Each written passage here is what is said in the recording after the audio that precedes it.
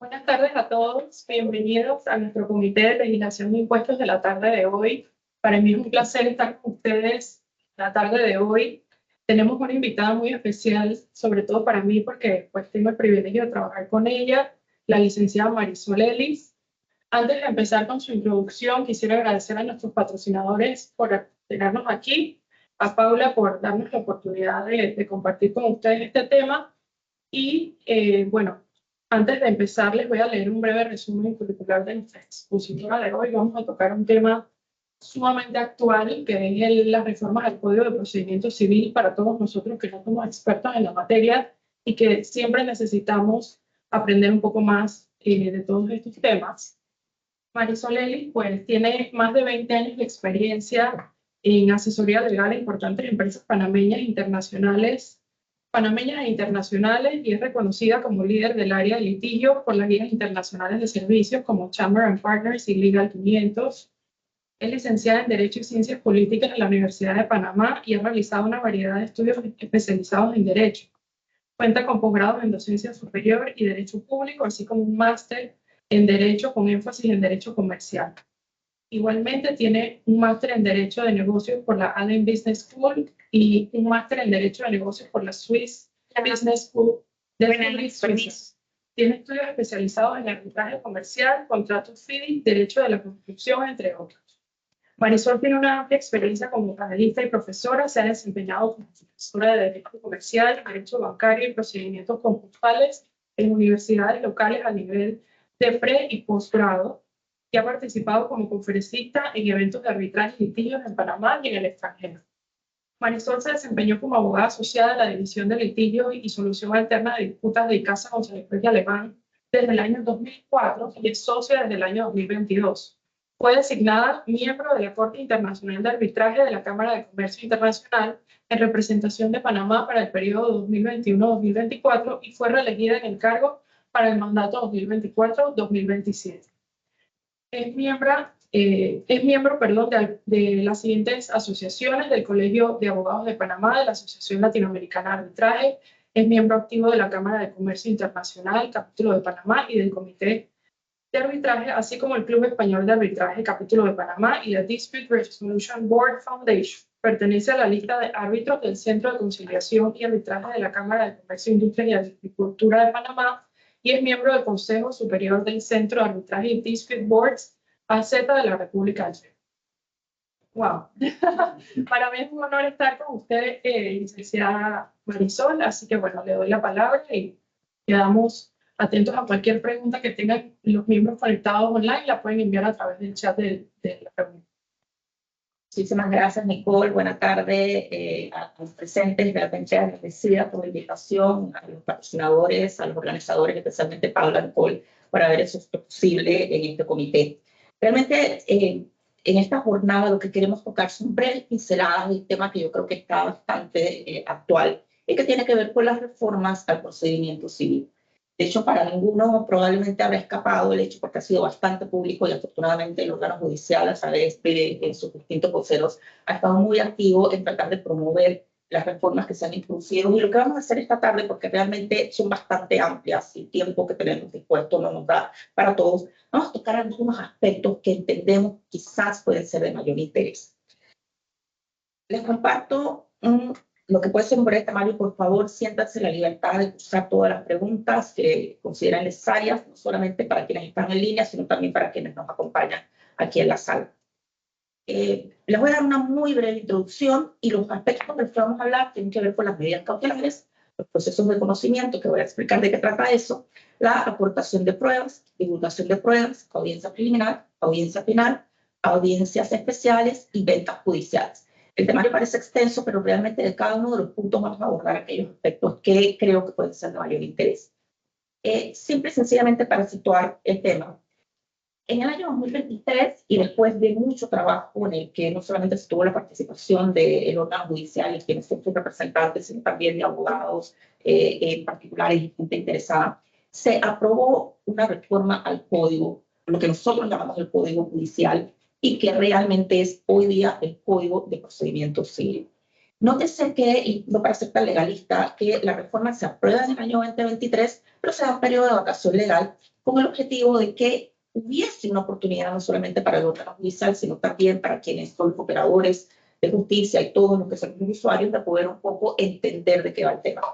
El tiempo ha transcurrido y ya básicamente estamos a poco tiempo de que efectivamente la mayor parte de las reformas entren en vigencia a partir del 9 de octubre del 2025. Hay una parte mínima de lo que se aprobó en el año 2023, que inmediatamente, tal cual fue promulgado, entró en vigencia, pero el grueso realmente empieza el 9 de octubre del 2025. Quizás algunos dirán, oye, espérate, todavía falta mucho tiempo para el 2025, ¿y por qué se está hablando de este tema hoy? Porque cada día lo escuchamos más. Es que las reformas, desde cierta perspectiva, son tan profundas que realmente esa curva de aprendizaje de todos los que estamos en esto y aquellos que están entrando, yo creo que es importante que empecemos desde este momento. Hay algunos aspectos fundamentales y yo quisiera quizás resumir lo que realmente refiere esta reforma. Y es que privilegia la oralidad, la celeridad de los trámites y el uso de los medios y plataformas tecnológicos en el proceso, incluyendo incluso la inteligencia artificial. Esta realmente es una apreciación muy personal, puesto que, de hecho, a nivel general y lo que respecta a la tramitación de procesos, nosotros aquí nos estamos refiriendo al procedimiento civil, pero la oralidad en la República de Panamá no es algo que se introduce a través de reformas en materia penal, en materia marítima, en materia de familia, desde hace mucho tiempo se tramitan las causas con una mayor incidencia de la oralidad. Pero la fase del procedimiento civil, por las razones que hayan sido, siempre se quedó atrás. Y este es el momento en el que todos los que estamos en esto realmente vamos a tener que poner en práctica, yo creo que nuestras mejores habilidades. Vamos a hablar un poco de las medidas cautelares y les menciono ahora por qué nos vamos a referir a este tema. Brevemente señalo, las medidas cautelares que popularmente nosotros podemos conocer, que es el secuestro, la suspensión o aquellas medidas de conservatorias o de conocimiento o de protección general, tienen una reforma que a mí particularmente me parece interesante. Y es que pasamos de un sistema bastante laxo a un sistema que realmente nos coloca en la posición que tiene la mayoría de los países. En términos generales, en la República de Panamá, desde prácticamente siempre, en el ámbito civil, para solicitar y lograr la opción de una medida cautelar, bastaba con escribir en una hoja de papel una solicitud de secuestro por la cantidad que se quisiese, en contra de quien se quisiese, y después, básicamente con unos requisitos muy mínimos que tienen que ver con la formación de una fianza, procedía al decreto de la medida cautelar. Esto que suena casi inverosímil es algo que cotidianamente, no solamente para clientes, para propios, para extraños, incluso para conocedores, colegas de otras latitudes, era algo que no se podía entender. ¿Cómo es posible que con una mera solicitud sin mayor sustanciación pudiese efectivamente obtenerse el decreto de una medida cautelar por cuantías incluso que muchas veces eran y siguen siendo exorbitantes? Aquí sucede algo interesante. Con la reforma que se da al procedimiento civil, se cambia el sistema y de hecho yo creo que quedamos a un nivel de lo que debe ser.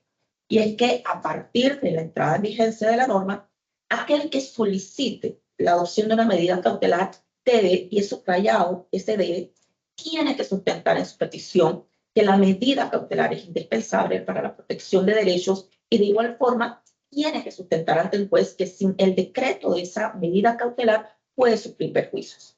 Este deber yo creo que nos va a obligar a todos a pensar dos veces antes de solicitar una medida cautelar, cuando efectivamente tengamos razones, no solamente que podamos mencionar, sino también que podamos evidenciar ante el juez.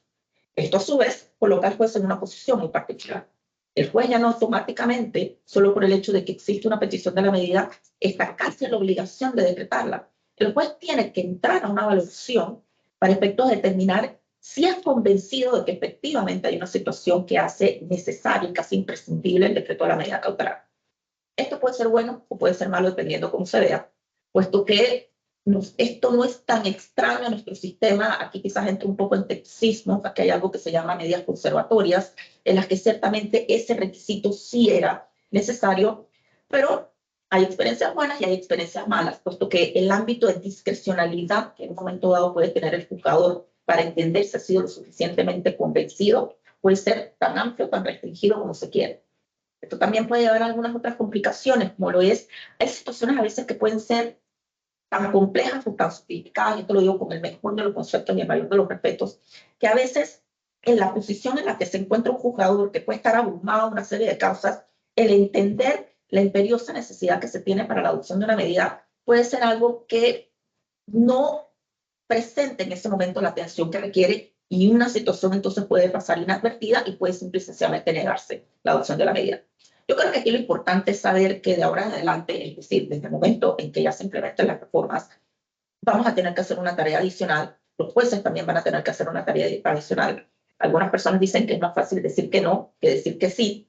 Y eso obviamente yo creo que nos coloca a todos en una posición de alerta. Otro punto que es importante y señalaba en la filmina anterior, y aquí lo destaco, que anteriormente no existía un plazo para la consignación de la fianza.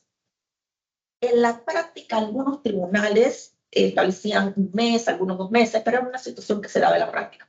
Hoy por hoy, a mí me parece que el término es un poco angustioso, pero es lo que está, y por lo consensuado de las reformas, que una vez que se determine por el juzgador cuál es el importe de la caución que se debe consignar, y esto será después de que se entiende que es admisible la medida, se tiene un término fatal de 10 días para la consignación de la fianza. Todos los términos en materia judicial son hábiles. Yo creo que 10 días puede ser, algunos pueden considerar que es un término amplio. A mí particularmente me parece un poco angustioso, puesto que no necesariamente el hecho de que tú con anticipación sepas que vas a solicitar una medida cautelar y que de hecho la norma hoy día tiene hasta poco el parámetro de rango de los porcentajes que se pueden solicitar en cuanto a caución, eso puede ser un poco complicado. La única diferencia de que no sean 10 días y que puede extenderse el periodo de unos 30 días es en el caso que la fianza que se vaya o la caución que se vaya a consignar sea una garantía bancaria, una fianza, una compañía aseguradora, y para eso obviamente tendrás antes del vencimiento de los 10 días sentarse ante el juez y señalarle al tribunal que la fianza que se va a consignar es eso.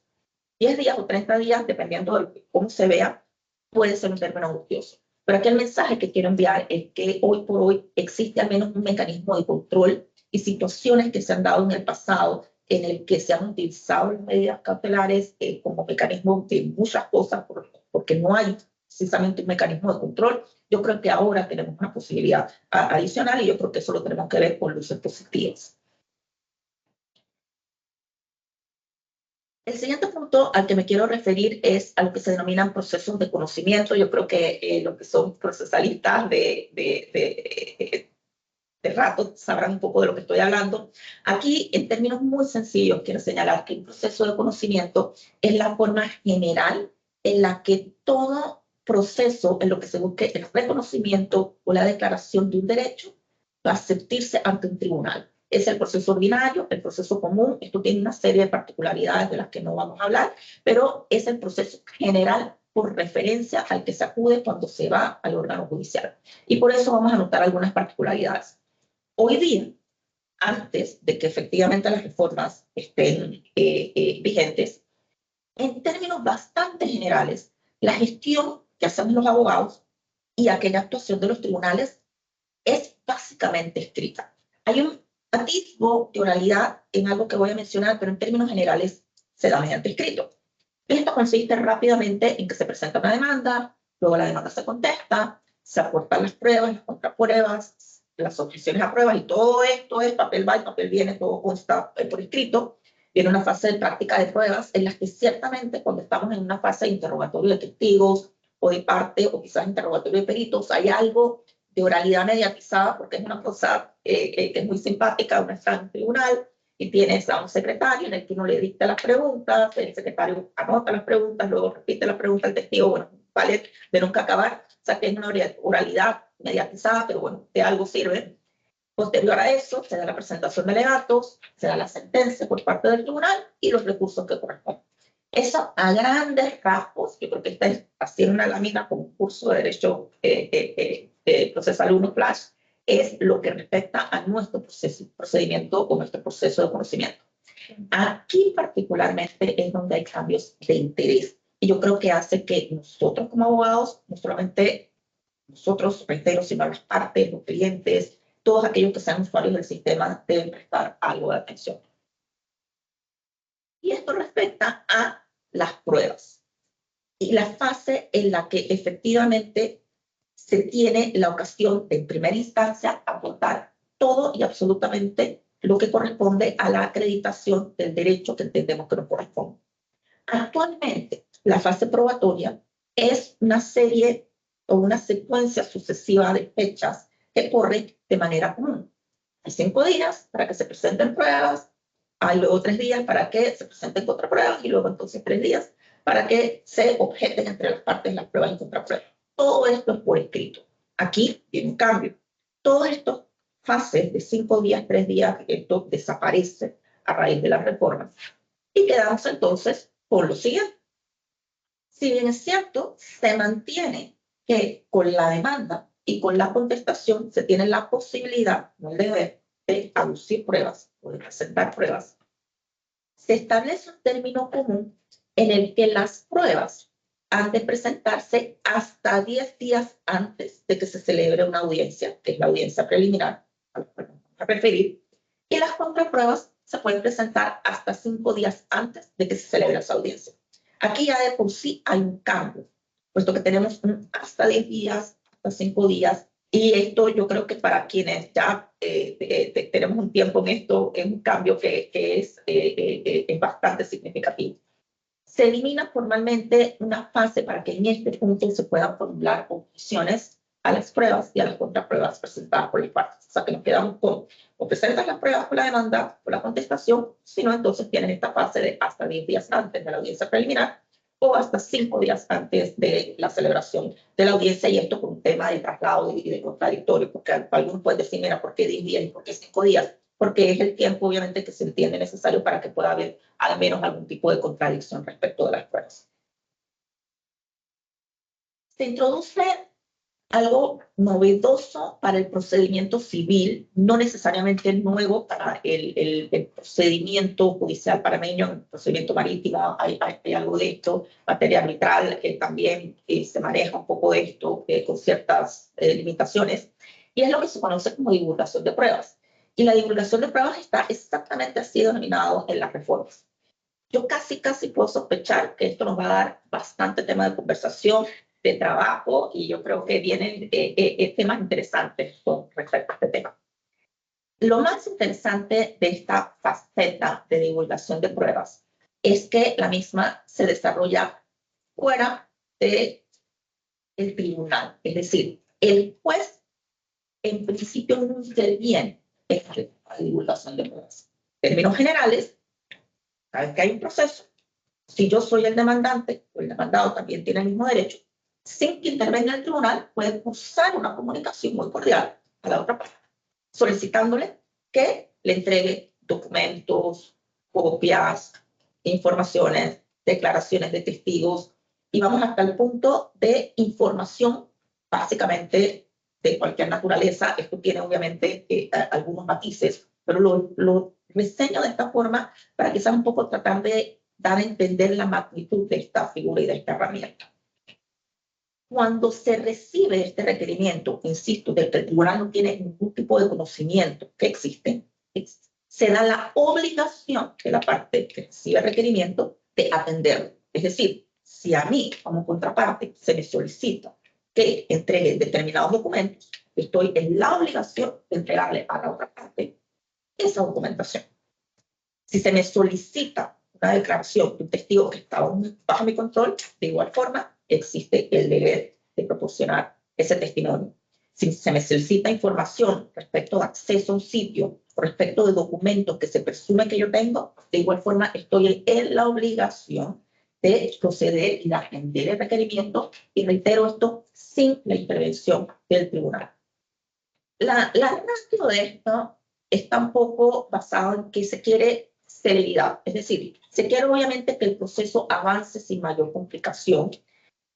No obstante, yo creo que, y aquí esta es una apreciación muy particular, que para todos aquellos que estén en posición de intervenir en esta etapa de divulgación de pruebas se requiere cierta madurez, y cuando digo madurez me refiero a madurez desde la óptica del ejercicio profesional, puesto que no es tan sencillo que alguien, por el solo hecho de que existe un proceso, me requiera cualquier cosa básicamente que entienda que está relacionado con el proceso y lo que es más interesante aún, que sepa que se tiene el derecho a obtener y que hay medidas compulsivas en caso de que no se esté en disposición de entregar. Esta petición de divulgación se supone que debe ser por justa causa. Ahora bien, basado precisamente en esta justa causa, el tribunal tiene un mecanismo de control, puesto que si yo recibo ese requerimiento, tengo la posibilidad de acudir al tribunal y señalar que efectivamente hay un requerimiento de información o de proposición de documentos o de solicitud de testimonios que no cumple con algún tipo de parámetro. Los parámetros realmente con los que no se cumplen, de hecho, para mi gusto, no están lo suficientemente claros. Y obviamente yo creo que podemos llegar a la conclusión que es bastante difícil que pueda establecerse con cierta o con meridiana claridad cuáles son los parámetros porque dependerá de cada caso. Lo cierto es que el juez, siempre y cuando medie justa causa, tiene la posibilidad, bajo las consideraciones de que entienda que la producción de los documentos o aquello que se está solicitando como prueba pueda causar molestias, humillaciones o pueda estar rebasando los límites incluso de aquello que se está discutiendo, de adoptar algunas medidas. Y aquí simplemente analiza de ejemplo, tal cual como dice la ley, es aquello que puede hacer el juez, simplemente que no se permita la divulgación o que se haga bajo ciertos parámetros, o que haya cierta reserva. Pero quizás aquí el tema está en la discrecionalidad que en un momento dado puede tener no solamente quien hace la solicitud, quien recibe la solicitud, sino también de aquel que tiene que decidir si la solicitud es procedente o no. Esto visto en sencillo puede resultar bastante fácil. No obstante, imaginemos un tribunal que está realmente ocupado de causas con temas que atender, dificultades administrativas de toda naturaleza. Esto yo creo que pudiese ser muy bien manejado, pero también pudiese tener una serie de consecuencias. Yo celebro la medida con todo, o sea, me parece que es interesante. Esto no es extraño ni es que es nuevo, ha sido inventado en Panamá, se maneja en otras latitudes, pero sí quizás creo que pudiese ensayarse algún tipo de control previo por parte del tribunal, porque yo creo que la creatividad tiene límite a veces en muchas cosas y esto mal utilizado pudiese llevar a una serie de consecuencias. Pero yo creo que en principio lo celebro, me parece positivo. Yo creo que puede descargar el desarrollo del procedimiento de muchos temas de ir y venir de papeles, puesto que de manera anticipada yo creo que se puede obtener la evidencia. Y esto en buena lid pudiese permitir en un momento dado que aquel que recibe esa información con anticipación pueda valorar, mira, ¿sabes qué? Aquí una demanda de alguien que efectivamente tiene una fundamentación. Por consiguiente, yo creo que es conveniente llegar a un arreglo, celebrar una conciliación o llevar una mediación o llegar a una transacción. Eso ahorita, bueno, lo podemos ver de distintas formas, pero yo creo que aquí realmente la idea es que lo veamos desde la óptica positiva y saber que esto existe por algo muy particular. Y es que la divulgación de pruebas no solamente es interparte. La divulgación de pruebas permite a las partes que soliciten a un tercero. Entiéndase que esto le interesa no solamente a aquellos que nos dedicamos a esto o a aquellos que por A o por B están demandando, han sido demandados, sino cualquier tercero, banco, financiera, aseguradora, ustedes quieran, puedes recibir un requerimiento de esta naturaleza. El tercero, ciertamente, lo importante es que sepa, obviamente, que esto existe y para eso estamos los asesores legales, porque yo creo que no hay nada más impactante que tú puedas recibir una nota firmada por Pedro Pérez, abogado, y posteriormente te va a solicitar un catálogo de información. Yo creo que aquí hay bastante que se puede desarrollar. Pero lo cierto es que el tercero está en la obligación de dar la información. El tercero obviamente puede ser sancionado por el juez, pero de igual forma el tercero, así como la parte, puede acudir al tribunal y obviamente hacer sus descargos de las razones por las cuales puede ser gravoso, puede no ser conveniente, no tiene la información, no tiene los documentos, y volvemos a lo mismo. Aquí va a depender de lo que se decida por el juez. Por tanto, yo creo que esto va a dar bastante de qué hablar y bastante trabajo.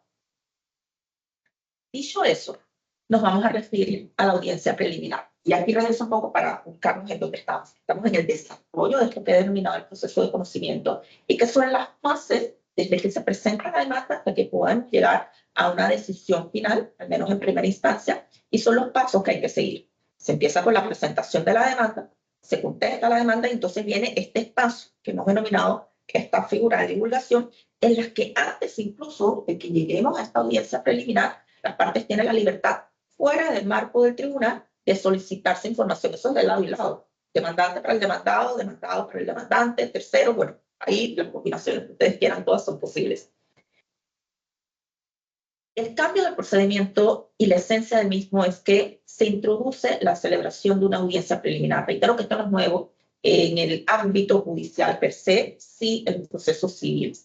Y aquí esto va a requerir, yo creo que de todo un esfuerzo importante, puesto que establece la reforma que esta audiencia preliminar debe realizarse entre los 20 a 60 días contados desde la fecha en que vence el traslado de la demanda. ¿Traslado de la demanda qué es? Cuando se contesta la demanda. Una vez que el demandado contesta la demanda, se supone que en un periodo de 20 a 60 días hábiles se debe entonces establecer cuál es la fecha para la audiencia preliminar. Esto en el pasado ha funcionado, y no exactamente con estos rangos de tiempo, ha funcionado muy bien cuando las causas están empezando. Pero ya cuando tenés un tribunal atiborrado de trabajo, yo creo que va a ser interesante ver las herramientas que pueden utilizarse para que efectivamente pueda cumplirse con este periodo y que no estemos a espera de audiencias preliminares por 1 año, 2 años, o no sabemos cuánto tiempo. Yo creo que es un reto, pero también es una oportunidad en la que si utilizamos la tecnología, utilizamos otras herramientas, el CEDOTA, el órgano judicial del presupuesto necesario, yo creo que pudiese cumplirse. Lo importante es que esta audiencia preliminar es fundamental porque es aquella en la que el juez directamente va a entender qué es lo que está sucediendo y va a poder establecer frente a las partes, después de darle la oportunidad de que cada una presente su caso, obviamente ya el juez habilita la demanda y a la contestación, pero por el derecho de contradicción le dará a cada parte la oportunidad de que presenten brevemente, más de 30 minutos, lo que dice que específicamente la norma, y eso de los 30 minutos yo creo que también va a ser interesante, con opción a que pueda concederse un tiempo adicional, pero el juez va a tomar el control de la situación y es el que va a determinar cuál es el objeto del proceso, cuáles son los puntos que han de ser resueltos y va a admitir cuáles son las pruebas y las contrapruebas del caso, teniendo en esa audiencia y en ese momento las partes la posibilidad de objetar aquellas pruebas que se hayan presentado. Entonces, si hacemos un mapa mental, vamos a estar en una situación en la que podrá haberse o no practicado una divulgación de pruebas. También tendremos aquellas pruebas que se han presentado por la demanda de la contestación. O sea, que el juez va a tener un cúmulo de información en la que en ese momento con las partes va a tener que tomar una determinación de cuáles son aquellas pruebas que se admiten o no y lo va a tener que decir en el acto. De igual forma, en ese mismo acto, las partes hábilmente van a tener que objetar aquella prueba que quizás si solicitaste una divulgación, en ese momento que está llegando el resultado de la divulgación, o sea que la agilidad que vamos a tener también nosotros como apoderados en ese momento va a ser importante. Importante de la audiencia preliminar es que es obligatoria. La audiencia preliminar, cuando se fija la fecha, no puede aplazarse, es irrecurrible la fecha. Yo creo que esto en la práctica, vamos a ver esto cómo va a funcionar. Aquí simple y sencillamente podemos pensar que una cosa es funcionar en un corporativo, entiéndase en una sociedad civil, en el ejercicio de la profesión. Otra cosa es un solo practitioner que tenga, obviamente, no solamente temas de carácter civil, de familia y demás. Entonces, esto yo creo que presenta retos para todos los involucrados, por temas de viaje, por temas de enfermedad. Es posible que uno pueda presentar excusas ante el juez, como siempre sucede, por caso fortuito, fuerza mayor, pero la realidad es que el carácter tan imperativo, inaplazable, inapelable, multa, entonces yo creo que lo colocamos como en una posición en particular. Mencionar entonces que al inicio de esta audiencia el juez, y este es algo en lo que el Código de Procedimiento Civil hace énfasis, va a llamar a las partes y les va a solicitar que traten de avenir sus diferencias y les va a invitar a que concilien o a que utilicen la mediación. Esto es interesante, no es extraño, puesto que el órgano judicial ya muchísimo tiempo tiene un centro de mediación y de hecho ya también hay normas que invitaban al juez para efectos de que a su vez invitase a las partes a utilizarse tanto la conciliación como la mediación, pero ahora está en un cuerpo codificado y el llamado que se hace al juez para mi gusto es bastante más fuerte. Es decir, el juez cuando inicia la audiencia tiene que decir a las partes, señores, invitarlos a conciliar o a mediar. El Código de Procedimiento desarrolla tanto la conciliación como la mediación, que esto también es interesante, y no lo hace en 3 o 4 artículos, es decir, se explaya a suficiencia, y esto yo creo que denota el interés que se tiene para desahogar el organismo jurisdiccional y utilizar formas alternas de solución, como lo son la conciliación y la mediación. Concluye entonces la audiencia preliminar, como señalaba anteriormente, con que el juez en el acto dice, esto es lo que de esto trata el tema de responsabilidad civil contractual, de construcción o de lo que pudiese ser, cuáles son los hechos controvertidos, eso lo dictamina el juez, no por aquello que hayan dicho las partes, qué pruebas se admiten, qué pruebas se rechazan, fechas para que estas pruebas se practiquen y la fecha y la hora en la que se va a dar la audiencia final. Aquí con el tema de la práctica de pruebas y estas fechas que se establecen, es interesante puesto que las fechas cuya práctica el juez establece son más bien las que refieren a la fecha en la que un perito tendrá que entregar un dictamen pericial o si se tuviese que realizar una inspección judicial o alguna diligencia de esa naturaleza. Puesto que realmente las pruebas han de practicarse en la audiencia final. Esa es la idea de la mecánica que tiene el código. La audiencia final tiene la rareza para mi gusto que las partes, si están de acuerdo, pueden decidir prescindir de la audiencia final.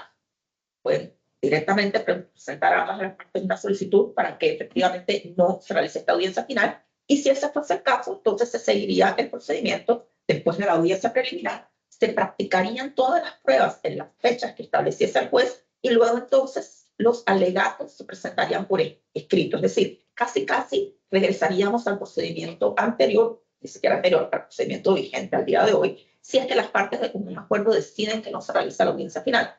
Pero si se sigue el curso, tal cual como está dispuesta la reforma, debe celebrarse una audiencia final.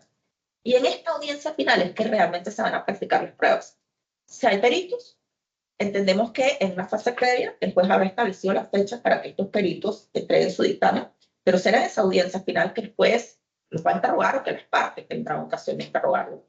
Si hay testigos, ese es el momento en que los testigos van a tener que estar presentes desde el momento que se inicia la audiencia hasta el momento en que termine, para que las partes y el tribunal los interroguen. Es decir, toda y cualquier prueba que deba practicarse, ese es el momento en que se va a realizar. De igual forma, a las partes se les va a dar la oportunidad, entiéndase, para que en un tiempo que no va a exceder 30 minutos, presenten sus alegatos en el acto, de forma oral. Interesante entonces, estás practicando pruebas, termina la práctica de pruebas, ahí mismo tienes que hacer tus alegatos de cierre. Esto yo creo que presenta, quizás, dependiendo del tipo de proceso, de la cantidad de pruebas que hayan sido presentadas, algunos retos en los que, aunque haya diferencias entre las partes, casi van a estar de acuerdo en decir, mira, mejor la audiencia final no la vamos a celebrar, vamos a elevar una petición conjunta al tribunal y vamos entonces a acogernos a un procedimiento escrito, porque puede ser un momento un poco retador.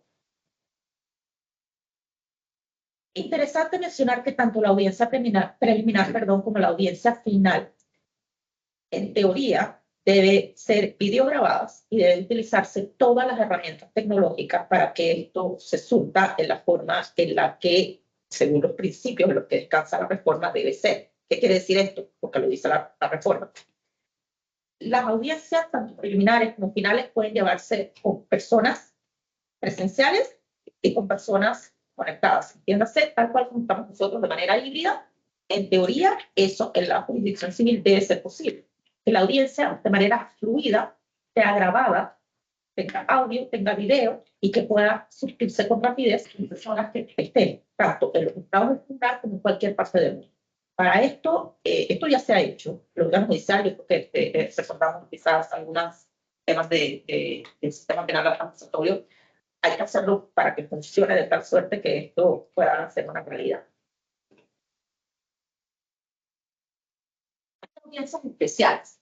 Y estas audiencias especiales pueden o no celebrarse dentro de lo que hemos llamado este proceso de conocimiento, puesto que las audiencias especiales básicamente están referidas para todo aquello que tiene que ver con las medidas cautelares.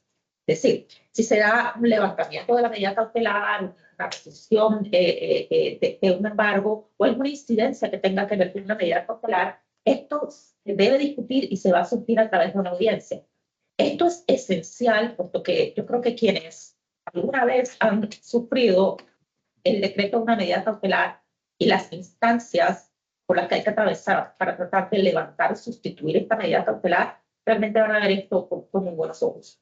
Al menos lo que se dice es que las audiencias deben celebrarse de manera rápida, incluso interminables, para que efectivamente el juez de manera oportuna pueda tomar las decisiones que correspondan en estas audiencias que son especiales. Audiencias especiales también pueden celebrarse en aquellos casos de los que haya situaciones puntuales, son incidentes que muchas veces se presentan en los procesos de ejecución también, algunas excepciones se pueden tramitar a través de estas audiencias especiales.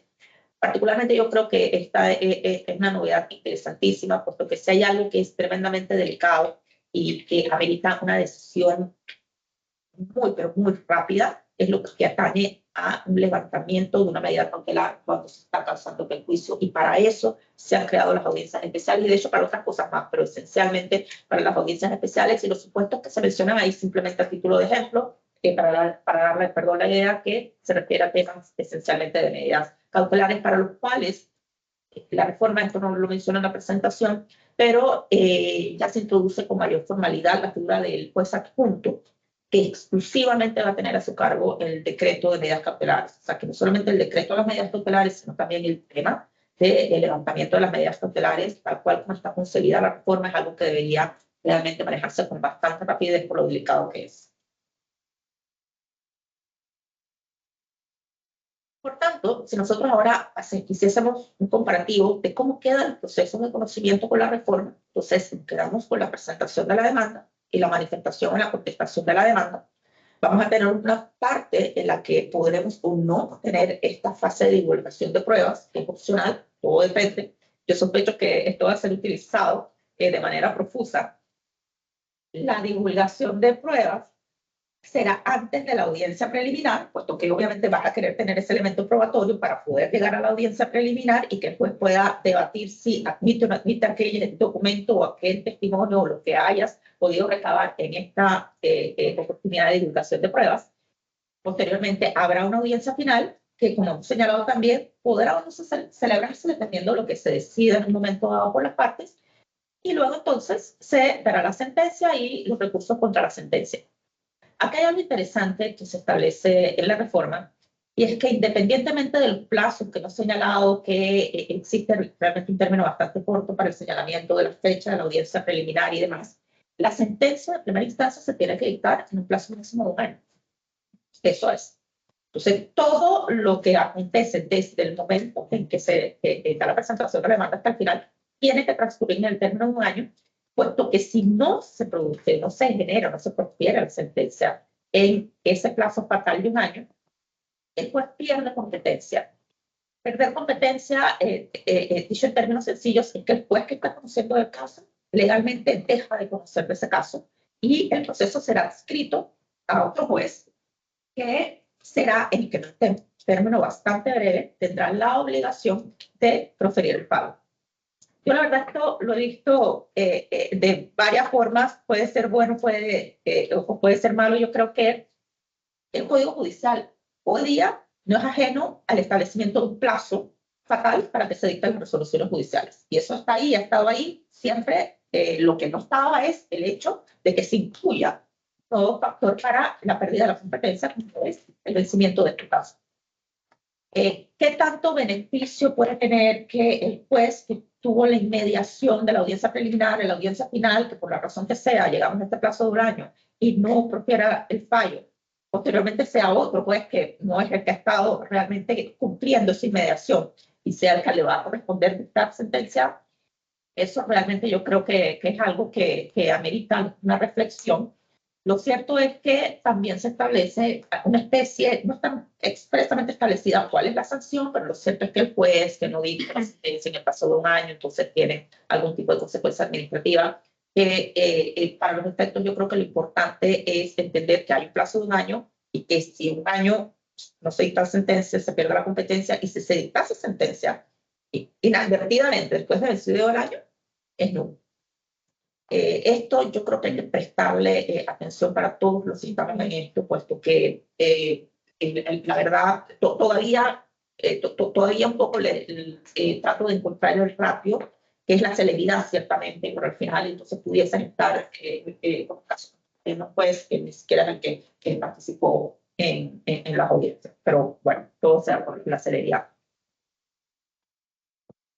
Como último punto de los varios, y aquí quiero hacer énfasis que estas reformas no únicamente involucran estos puntos de los que estamos hablando. O sea, el procedimiento civil tiene 800 y tantos artículos. Hay detalles técnicos para los que estamos en esto que pueden ser fascinantes. Yo creo que para el resto del mundo probablemente no. Pero hay uno que a mí particularmente creo que nos toca mucho, y es el que tiene que ver con las ventas judiciales. Las ventas judiciales las menciono, puesto que para temas de bancos, financieras y de hecho en general, para aquel que su derecho pueda haber estado garantizado quizás con el secuestro de un bien inmueble que posteriormente, después de tener una decisión favorable, va a proceder a la venta judicial de ese activo que se retuvo a lo largo de todo el proceso, va a estar sujeto a una serie de reglas. Actualmente, las ventas judiciales, en términos generales, es bastante, es un poco quizás más complicado que esto, pero el punto al que me quiero referir es que aquel que va a hacer postura en una venta judicial tiene que consignar ante el tribunal un 10% de la cantidad que sea señalada como base de remate. Esa es la regla general. Esto tiene una serie de excepciones, dependiendo si quien va a hacer la postura es aquel que es el acreedor que ha presentado la demanda y temas de esa naturaleza, pero lo importante es que la regla general es que para hacer postura, para adquirir un bien en venta judicial, es el 10% de la cantidad que sea señalada como base para el remate, y en términos generales hay 3 posibilidades de poder optar para adquirir ese bien en una venta judicial. Hay una primera fecha que se establece por el tribunal que tiene cumplimiento de una serie de requisitos en la cual se puede adquirir el bien por las 2/3 partes del monto que sea la base de remate. Hay una tercera fecha que se dará en caso de que la primera haya resultado fallida y en el que se podrá optar por adquirir el bien pagando la mitad de esa base de remate, siempre con esta lógica de consignación del 10% del monto de la base de remate. Y posteriormente, a algunos les gusta, a otros no, hay una tercera posibilidad de adquirir un bien en remate cuando las 2 primeras fechas han resultado fallidas, con la circunstancia de que en esta tercera fecha realmente el activo se puede adquirir, el inmueble se puede adquirir por cualquier monto. El cambio que se introduce es interesante y realmente pasamos de un 10% que ha de ser consignado para habilitarse como postor, lo subimos a un 25%. Esto puede tener varios justificativos, quizás un 10%, dependiendo de los montos de los que estemos hablando, motivaba o pudiese motivar la participación de ofertas frívolas que realmente no tenían el verdadero interés de participar en la venta judicial, y por consiguiente entonces un porcentaje que no es tan alto, pero que hay una diferencia entre el 10 y el 25, hace que aquellos que van a participar del proceso entonces tengan por lo menos un atisbo de seriedad. La venta se realizará siempre que la postura cubra por lo menos las 2/3 partes. Aquí nos mantenemos igual. Lo que cambia es el porcentaje que debe consignarse para postularse. El cambio adicional que se hace es que pasamos de tener 3 posibilidades de venta, nos quedamos simplemente en 2 posibilidades de venta.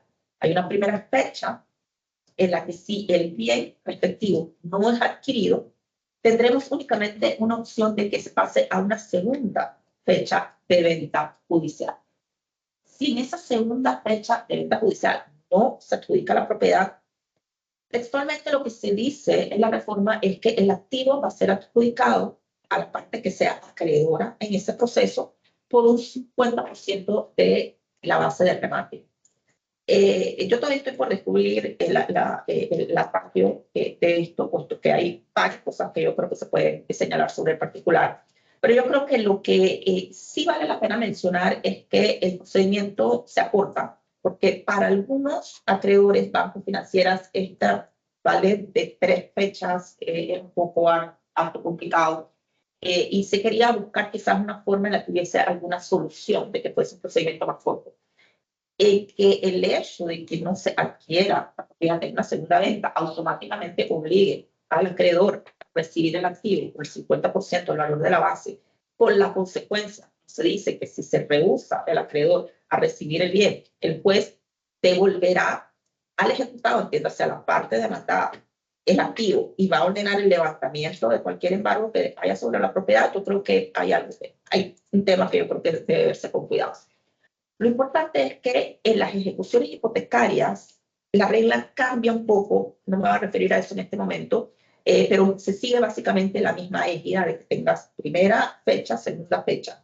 Lo interesante que se introduce en las ejecuciones hipotecarias y que yo creo que ha sido un clamor de décadas de bancos financieras y demás, especialmente de los bancos, es que hubiese un mecanismo para que aquellas propiedades que habían sido dadas en garantía a las entidades financieras y estas propiedades eran realizadas en una venta judicial, que en el mismo acto pudiese solucionarse lo atinente a la ocupación ilegal del inmueble. ¿Por qué digo ocupación ilegal? Puesto que en la medida que se daba la realización del bien o que se dé la realización del bien, ya obviamente cambia la titularidad del mismo y cualquier persona que esté ahí, así sea el antiguo propietario, ya deviene un ocupante ilegítimo. El juez, por virtud de la reforma, está obligado a establecer en la misma resolución que ordena la adjudicación del activo, ordena el lanzamiento. Esto ya creo que evita que todas las entidades financieras, especialmente los bancos, después de que se le haga la adjudicación de un activo que inicialmente fue dado en garantía, tuviese que acudir, llámese corregidor, juez de paz, casa comunitaria o el nombre que corresponda, a realizar todo un procedimiento administrativo que con mucha suerte a veces en 6 meses, 8 meses todavía el procedimiento administrativo estaba en ciernes, pueda lograr que se le adjudique la propiedad y de igual forma la orden de lanzamiento. Esta orden de lanzamiento, y esto es lo que está escrito, hay que ver en la práctica cómo va a funcionar, automáticamente de enviarse a la autoridad administrativa correspondiente para que ejecute la orden, no para que esté sujeta a ningún tipo de recurso. Yo creo que este punto es extremadamente beneficioso para aquellos que se dedican, especialmente, reitero, a las actividades financieras, a el establecimiento de cláusulas en virtud de las cuales se consignen garantías hipotecarias y se establezca el procedimiento para la realización. Con este punto, sí, exacto, vamos cerrando. De hecho, yo aquí solamente avisa de conclusión que las comparto para que las puedan ver, pero en términos generales yo creo que estamos en un buen momento. Yo creo que hay que celebrar que el procedimiento civil, que por las razones que sean, se haya quedado atrás, tiene reformas que son interesantes, son retadoras. Yo creo que a todos nos colocan a un nivel que vamos a tener que estudiar a profundidad. Pero de igual forma colocan al operador judicial en una posición que tiene grandes retos y que esperemos que si todos estamos a la par estudiando y nos colocamos en una posición en la que podamos estar de acuerdo en el recto entendimiento de las normas, podemos tener un resultado que va a ser satisfactorio para todos. Yo con esto concluyo, quedo a la orden para las preguntas que tengan. De hecho, hemos ido un poco rápido porque realmente el tiempo era puntual. Y reitero, las reformas son muchas más, pero estas son aquellas que simplemente una lista muy rápida he considerado interesante compartir para efectos de que veamos lo que se viene. Muchas gracias. Muchas gracias, Marisol, por esta intervención tan flash, ¿verdad? Y tan buena y tan completa, sobre todo para los que no somos, pues, los que vemos el procedimiento civil a diario. Y bueno, quisiera exhortar a los que nos acompañan a través del Teams a enviar sus consultas por el chat. Voy a proceder a leer una de las consultas que ha llegado, que es bastante inclinada hacia temas bancarios. Nos pregunta Diego Alvarado del equipo legal de BAC Panamá. Me gustaría saber su opinión en cuanto a los cambios a los requisitos para iniciar un proceso ejecutivo y si conoce el motivo en particular al cambio al requisito de certificación de saldo, que con esta reforma requiere que se presente el documento de respaldo de cada saldo. Bien, yo voy a tratar de no dar opiniones particulares por varias razones, pero sí en términos generales y académicos me puedo referir un poco a la ratio. En algunos casos es importante tener el soporte de que efectivamente existe una obligación adeudada.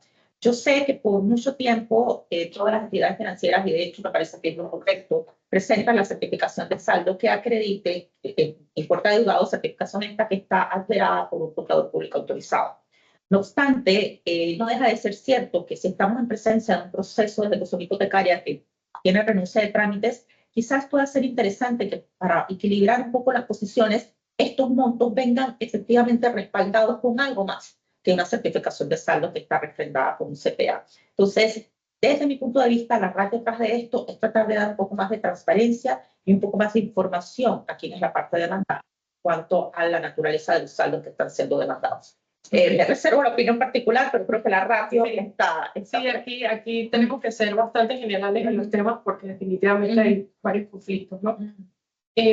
No sé, José, si tienes alguna pregunta. Ya respondió la... Yo creo que tengo una pregunta. Adelante, antes de decidir con la que tenemos.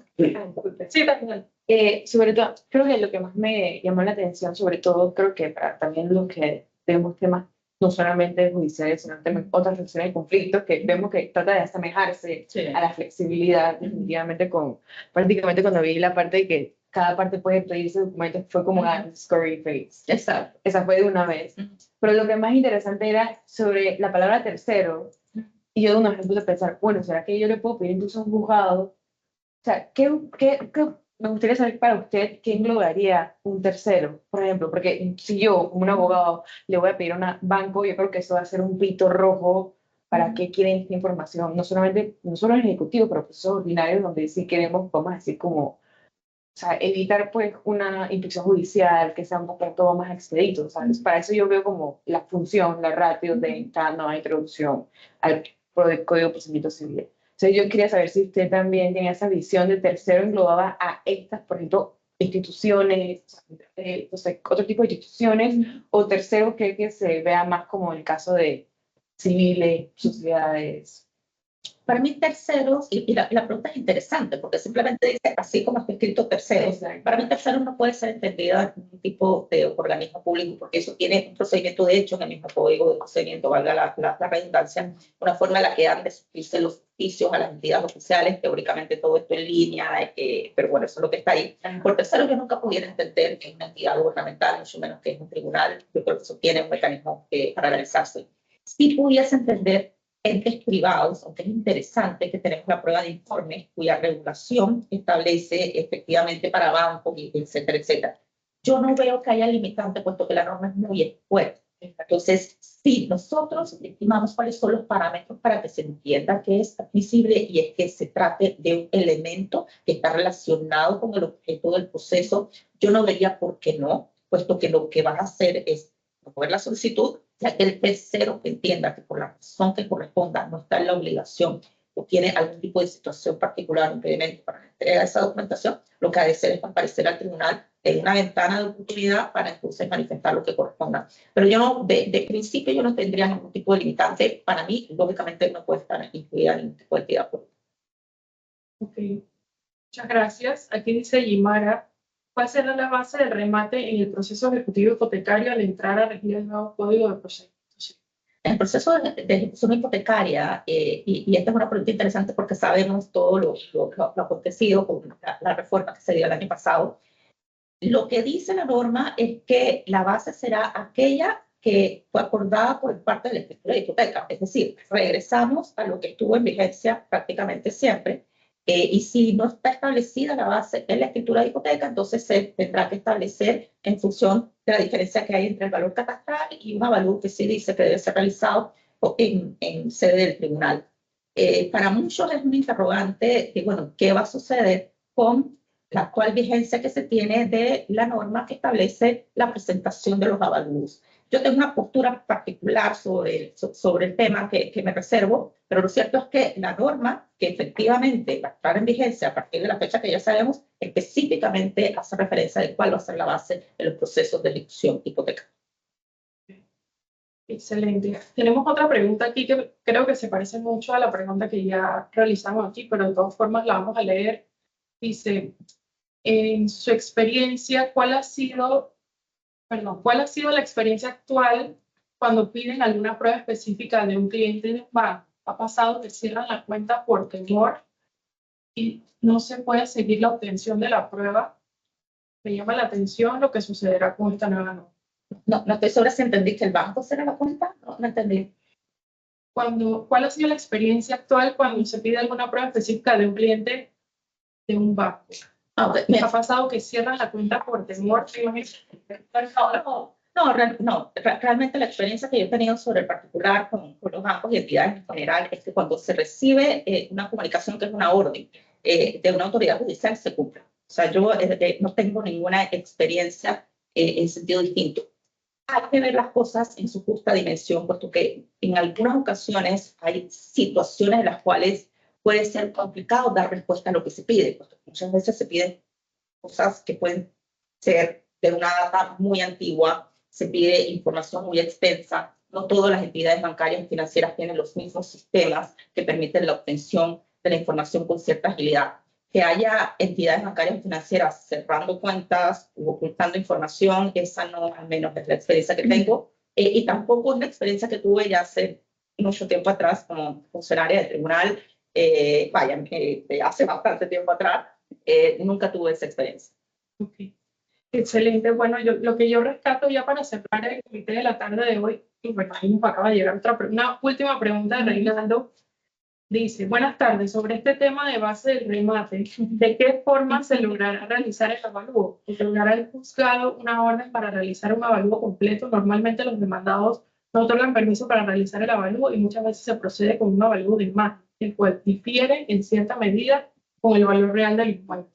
Mira, eso que se dice es muy cierto, es una línea que se dice que se va a realizar un avalúo. Todas las dificultades prácticas que ustedes quieran y más se pueden presentar. Aquí podemos pensar que se pueden realizar avalúos de escritorio en función del avalúo que ciertamente tendrá la entidad financiera de la época en la que se dio el financiamiento para tratar de buscar una solución, que eso de una u otra forma se pueda llevar al tribunal para tratar de buscar una respuesta. El código nos lleva, o la reforma nos lleva a ese nivel de detalle. Aquí vamos a quedar, muchas veces quedamos en lo que va a decidirse en la práctica por quien esté en la posición de decidir en ese momento. Esperemos que cuando eso sea así se emplea la razonabilidad de las cosas y la economía procesal para que el resultado esté más apegado a lo que se dice la norma y el espíritu. Excelente. Bueno, ya para cerrar entonces, lo que iba a comentar es que yo rescato que esta reforma definitivamente busca modernizar un poco todo el tema del procedimiento, busca acelerar, actualizar, mantener a la vanguardia un sistema que parecía estar un poco abandonado y un poco atrasado. Y bueno, todos los procesalistas pues estarán claros en ese tema. Y quiero agradecer nuevamente a la licenciada por acompañarnos la tarde de hoy. Para nosotros fue un honor tenerla aquí. Gracias a los que nos acompañaron en línea y a nuestros patrocinadores de la tarde de hoy. Feliz tarde a todos. Muchas gracias. Feliz tarde.